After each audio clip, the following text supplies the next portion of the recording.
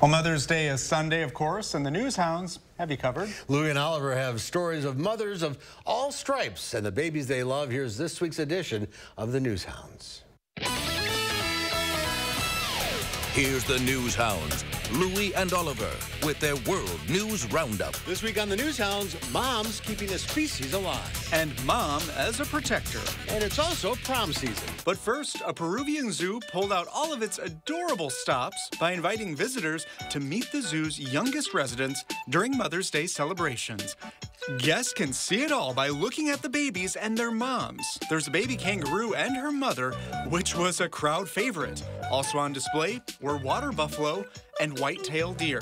There's vicuña calf among the adult vicuñas. Another favorite was the Rio Mayo titi monkey. Happy Mother's Day all around. It's egg hatching season for this year's California condors, the latest in 40 years of conservation efforts to bring these iconic animals from the brink of extinction to living in the wild without human intervention.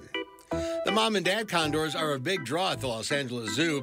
The prehistoric birds once ranged from western Canada to northern Mexico, but the population was nearly wiped out by hunting during the California gold rush. The population got down to 22 before those birds were captured and put into captive breeding programs to save the species. There are fewer than 350 free-flying birds now in the wild, so every condor birth is especially important. A mother's love knows no bounds, and that rings true for birds, too. This female osprey was pelted by hail during a storm in Colorado. As pea-sized pellets of hail piled up around her, you can see her shielding her eggs. The mama bird's efforts were successful, and she and the eggs are just fine. What a good mama. Finally, it's not only Mother's Day, but it's also prom season, and dog lovers in San Diego entered their pooches in the annual puppy prom. Lots of pampered pets dressed in glamorous outfits and sparkly costumes gathered to determine who was the best dressed in show. This year, Bear, a Yorkshire Terrier dressed in a blue outfit with a gold crown, was awarded Doggy King, while Bitsy, another Yorkie who had her own tiny car, snapped up the coveted Doggy Queen title.